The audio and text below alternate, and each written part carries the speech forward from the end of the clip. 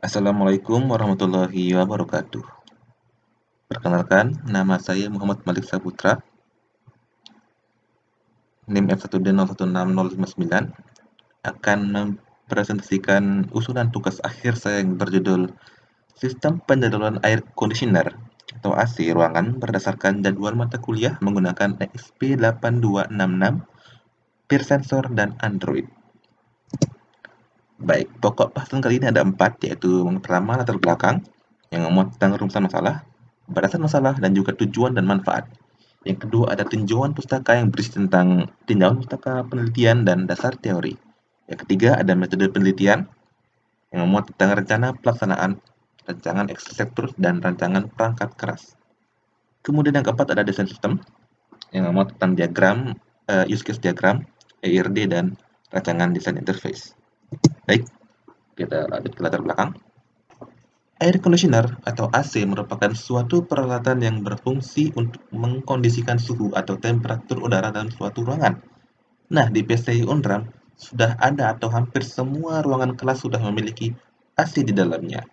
Namun, pengoperasian AC juga perlu diperhatikan karena tidak jarang pengoperasian AC pada ruangan kuliah tidak efisien seperti membiarkan AC tetap menyala bahkan setelah ruangan kelas kosong atau tidak ada kegiatan.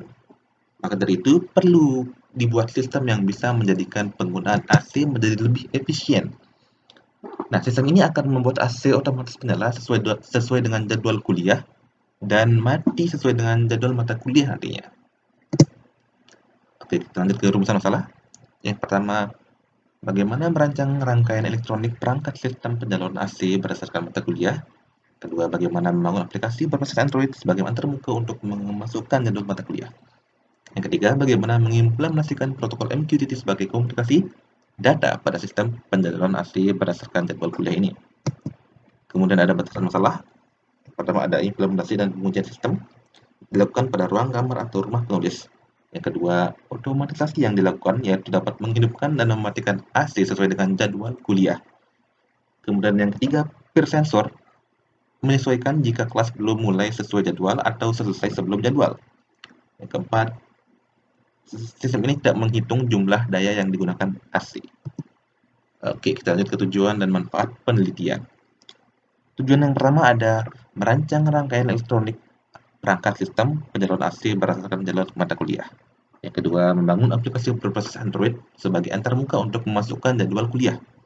Yang ketiga, mengimplementasikan protokol MQTT sebagai komunikasi data pada sistem penjadwalan AC berdasarkan jadwal kuliah ini. Kemudian lanjut ke bagian manfaat. Yang pertama ada manfaat mengefisienkan penggunaan AC pada ruang kuliah. Yang kedua, menghindari kelalaian dalam menggunakan AC pada ruang perkuliahan. Kemudian yang ketiga dapat mengendalikan AC secara real time dengan menggunakan Android. Oke, kita lanjut ke tinjauan pustaka. Ada beberapa penelitian terkait yang saya paparkan di sini. Yang pertama, perancangan dimmer lampu secara otomatis berbasis microcontroller pada penerangan dalam ruangan. Jadi telah dilakukan rancang bangun sistem otomatis kontrol lampu berdasarkan keberadaan orang di dalam ruangan. Sistem ini mengontrol lampu yang akan menyala selama ada orang di dalam ruangan dan lampu akan mati ketika orang meninggalkan ruangan. Seperti itu. Kemudian penelitian yang kedua, implementasi IoT untuk sistem kendali AC otomatis pada ruang kelas di Universitas Serang Raya. Sistem ini mampu memantau suhu dan juga kelembapan udara ruangan yang berbasis IoT dan dapat menjadi sistem kendali otomatis terhadap suhu ruangan untuk bisa memonitor suhu ruangan kelas dan dari mana saja dan menghemat biaya tegangan listrik seperti itu. Untuk yang ketiga, berjudul perancangan alat monitoring air conditioner menggunakan microcontroller WeMOS seperti yang saya gunakan saat ini, WeMOS.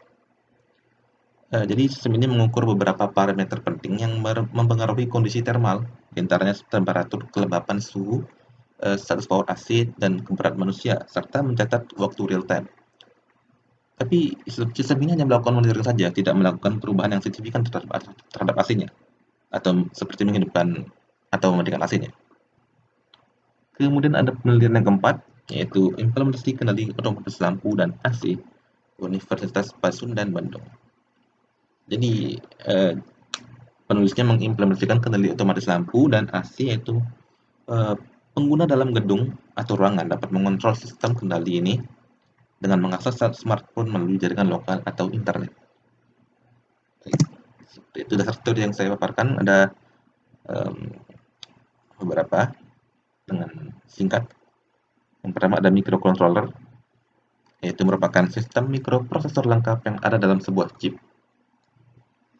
Kemudian ada PIR atau Passive Infrared Sensor, yang merupakan alat yang berfungsi untuk mengindra atau menangkap suatu besaran fisis atau tempat tersebut tubuh manusia yang merubahnya ke bentuk sinyal listrik. Kemudian ada IR transmitter, yaitu modul pengirim data melalui gelombang inframerah. Ada juga IR receiver, yang merupakan modul penerima data melalui gelombang inframerah. Tentu saja ada Internet of Things, yang merupakan bentuk koneksi suatu perangkat yang saling terhubung dan mampu menghasilkan suatu informasi yang dapat diakses oleh manusia dan sistem lainnya. Kemudian Android adalah suatu sistem yang berbasis Linux, yang merupakan yang diperuntukkan untuk mobile device. Kemudian di sini ada AC atau air conditioner, yang merupakan peralatan yang berfungsi untuk mengkondisikan suhu udara dalam suatu ruangan. Dan yang terakhir ada MQTT atau Message Query Limited Transport, yang merupakan protokol komunikasi yang digunakan dari mesin ke mesin untuk mengirimkan pesan yang berukuran kecil. Rencana pelaksanaan kali ini mulai dari studi literatur, di mana pada tahap ini akan dilakukan pengumpulan literatur yang berkaitan dengan IoT, microcontroller, PIR sensor, MQTT, Android, serta mempersiapkan segala kebutuhan alat-alat lainnya. Kemudian pada tahap analisis kebutuhan sistem, akan dilakukan analisa kebutuhan dari sistem yang dibangun, yaitu menjelaskan apa saja perangkat yang dibutuhkan, kemudian proses perancangan dan pembangunan sistem tersebut. Kemudian pada tahap perancangan perangkat keras akan dilakukan perancangan untuk menyatukan semua perangkat keras yang dibutuhkan oleh sistem seperti WEMOS atau ESP8266 tadi, IR receiver, IR transmitter, dan PIR sensor. Kemudian setelah itu akan lanjut ke perancangan perangkat lunak. Di sini dilakukan perancangan terhadap microcontroller menggunakan Arduino IDE dan membangun aplikasi Android sebagai MQTT client menggunakan Android Studio. Kemudian pada tahap implementasi sistem akan dilakukan penyusunan perangkat, pembangunan aplikasi-aplikasi yang dibutuhkan oleh sistem, serta pembangunan broker MQTT akan diimplementasikan oleh sistem.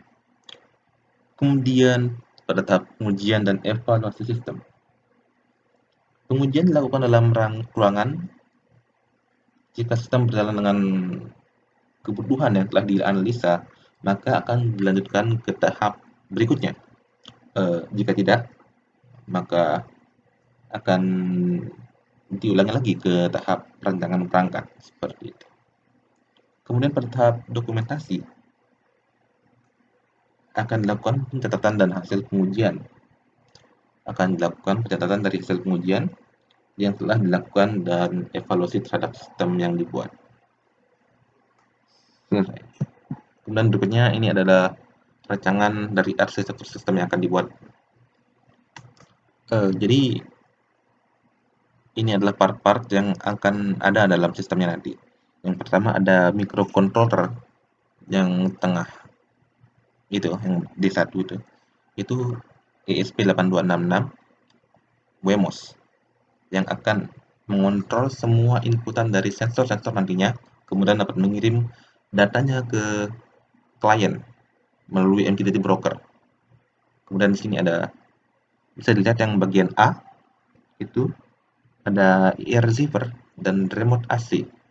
Jadi fungsinya nanti IR receiver ini akan merekam data dari remote AC sehingga dapat kita kumpulkan dan menjadikannya acuan untuk melakukan perintah kepada AC nantinya, seperti raw code seperti itu. Nah, kemudian di bagian C itu ada IR transmitter yang akan mengirim infrared ke AC-nya melalui microcontroller ini. Jadi data yang sudah dikumpulkan oleh IR receiver akan dikirimkan oleh IR transmitter nantinya, seperti itu. Kemudian lanjut ke bagian B. Bagian B ini ada peer sensor atau passive infrared sensor yang berfungsi untuk mendeteksi gerakan pada ruangan.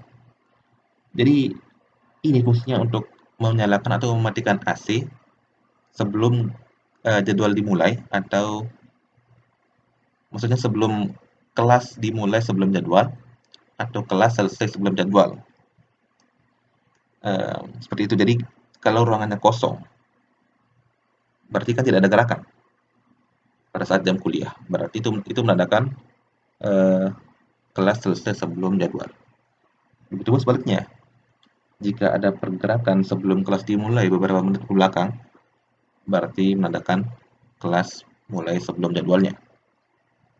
Kemudian di bagian G ada AC, ya AC pada umumnya. Di bagian F ada MQTT, broker, yang mungkin nantinya akan digunakan bahu MQTT. Di bagian D ada Android smartphone, dan E itu database dari aplikasi yang akan dibuat nantinya. Oke, sekarang rancangan perangkat keras.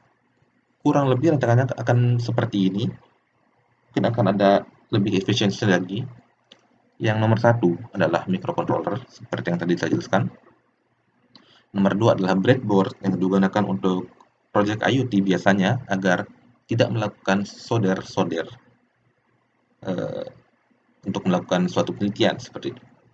Di bagian ketiga ada peer sensor yang terhubung ke breadboard.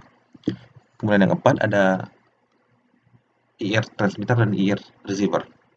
Yang 4A itu IR receiver, yang ke-4B itu IR transmitter. Kemudian nomor 5 ada kabel jumper yang menghubungkan microcontroller ke breadboardnya, kemudian mengalirkan energi dari si breadboardnya ke modul-modul yang lain. Oke, bisa dilihat. Kemudian kita lanjut ke use case diagram. Cukup sederhana, ada dua aktor, yaitu admin dan dosen. Di mana admin dan dosen ini memiliki kedudukan yang hampir sama, bisa menginstal aplikasi, bisa menghidupkan dan mematikan AC, dan juga bisa mengatur suhu. Namun admin juga punya kelebihan khusus, yaitu dapat mengupload jadwal mata kuliah. Seperti itu. Baik, ini ERD-nya, Entity Relationship Diagram-nya. Ada 4 entitas. Yang pertama dosen, mata kuliah, jadwal, dan semester. Di mana masing-masing entitas ini memiliki beberapa atribut. Dosen memiliki ID dosen dan nama dosen. Kemudian berrelasi ke mata kuliah. Mata kuliah memiliki ID mata kuliah, nama mata kuliah, dan jam. Kemudian mata kuliah memiliki jadwal, dan jadwal ini mempunyai atribut yang mengacu kepadanya, yaitu ID jadwal, hari, dan ruangan. Kemudian jadwal ini ditentukan oleh semester. Nah, semester ini memiliki atribut ID semester dan jumlah mata kuliah. Karena di sini ada many to many, maka relasi mengajar ini memiliki beberapa atribut, yaitu jumlah mahasiswa, ID mata kuliah, dan ID dosen. Baik, ini gambaran desain interface-nya untuk sementara. Kami login dan berandanya. Jadi di bagian beranda ini, di sebelah kanan yang ada AC controller tuh, ada tombol power AC dan suhu. Itu ada slidernya yang digunakan untuk mengatur suhunya nanti. Kemudian ada dua tombol, yang pertama lihat jadwal dan upload jadwal. Ini untuk admin ya, kalau upload jadwal. Kalau dosen hanya akan ada satu tombol saja. Tampilan login yang sederhana juga. Baik, kita masuk ke implementasi sistem. Akan dilakukan penyusunan konfigurasi perangkat keras dan pembangunan perangkat lunak dari rancangan yang telah dibuat sebelumnya, serta menghubungkan keduanya menjadi satu sistem dengan menggunakan protokol MQTT sebagai media pengiriman data. Tahap implementasinya akan dibagi menjadi dua proses, yaitu yang pertama, penyusunan perangkat keras. Pada tahap ini, microcontroller Wemos D1, sensor peer, IR transmitter, dan IR receiver akan disusun menjadi satu rangkaian perangkat keras yang nantinya akan digunakan untuk mengontrol AC secara otomatis. Proses penyusunan perangkat disesuaikan dengan perancangan yang sudah dibuat pada tahap rancangan perangkat keras sistem yang tadi kita lihat sebelumnya. Baik, lanjut ke bagian rancangan perangkat lunak. Pembuatan perangkat lunak pada tahapan ini akan dilakukan pembangunan sistem berbasis Android dengan menggunakan software Android Studio. Aplikasi Android yang dibangun akan digunakan untuk mengontrol penggunaan sistem jadwal penggunaan ASI sesuai dengan jadwal mata kuliah nantinya. Baik. Terima kasih atas perhatiannya. Mohon maaf atas segala kekurangan. Assalamualaikum warahmatullahi wabarakatuh.